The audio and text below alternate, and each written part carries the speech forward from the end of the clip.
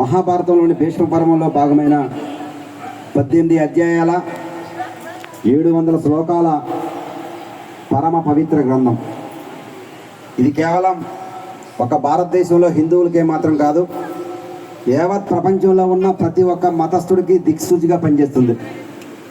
భగవద్గీతలో ఏం చెప్తున్నారంటే మనం ఎలా జీవించాలి, ఎలా జీవించకూడదు, ఎలా ఉంటే మంచిది, ఎలా ఉండకపోతే చెడు అని చెప్పి ఒక అద్భుతమైన సందేశం భగవద్గీత ఇస్తుంది. ఈ భగవద్గీత వాళ్ళ ప్రపంచం మొత్తం పాటిస్తుంది. ఇకపోతే ఇవన్నీ ఎందుకు చెప్తున్నారు అంటే, మా లక్ష్మీ నివాసం మ్యూజికల్ అకాడమీలో సుమారుగా మహిళలు ఒక 12-13 మంది ఉంటారండి. రెండో భగవద్గీత గోల్డ్ మెడల్ సంపాదించిన రెండో వ్యక్తి మా సోదరి శ్రీమతి కోడే రమా శివలక్ష్మి గారు. ఆమె గురించి చెప్పాలంటే ముందుగా నీలిపూడి గ్రామంలో శ్రీమతి శ్రీ అనిశెట్టి వీరబాబు గారు, నాగమునిమ్మ గారు దంపతుల ప్రథమ పుత్రికగా జన్మించి 10వ క్లాస్ వరకు అక్కడ చదువుకుని బాగా చదివి ఇంకా 10th క్లాస్ ఫస్ట్ క్లాస్లో పాస్ అయితే ఇంటర్మీడియట్ జాయిన్ చేయమంటే చాలు అమ్మాయి ఇంకా నువ్వు అని చెప్పి వాళ్ళ నాన్నగారు 10th క్లాస్లో చదువు ఆపించేస్తే, తర్వాత గూడూరు దగ్గర తుమ్మలపాలెం అనే గ్రామంలో కోడే హరిబాబు గారు, ధనలక్ష్మి గారు దంపతుల ప్రథమ పుత్రుడు కోడే రాజారావు గారికి ఇచ్చి వివాహం చేయడం జరిగింది.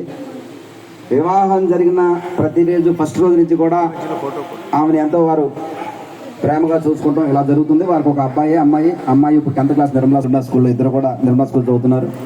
ఇంకపోతే భగవద్గీత ముందుగా ఫస్ట్ గోల్డ్ మెడల్ మా శ్రీమతి సమర్థ మన ట్రూప్లో సాధించడం జరిగింది.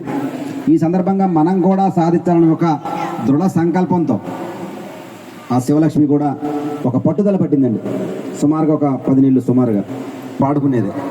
అలాంటి హనుమాన్ చాలీసా పారైన సుమారుగా నేను 2-3 సంవత్సరాల నుంచి కంటిన్యూషన్గా పాడుతున్నా ఇవాళకి ఆ పేపర్ చూసే చదవాలి. అలాంటిది 700 సంస్కృత శ్లోకాలు, 18 అధ్యాయాలు ఉంటాయి. కంటిన్యూషన్గా రోజుకు కనీసం 5 గంటలు అవసరమైతే తిండి మానేసి ఆ ఇంటి పనులు మా రాజారావు గారికి అప్పచెప్పి ఆమె ఎంతసేపు అదే బాధ్యతలో ఉండేది. ఎందుకంటే ఇది నిజంగా గొప్ప, ఇదంతా ఖచ్చితంగా జరిగిన విషయమే. 700 సంస్కృత శ్లోకాలు. ఒక్కోసారి మా 2-3 అక్షరాలు కలిపిన ఒక పదం కూడా చదవలేని పరిస్థితి నేను.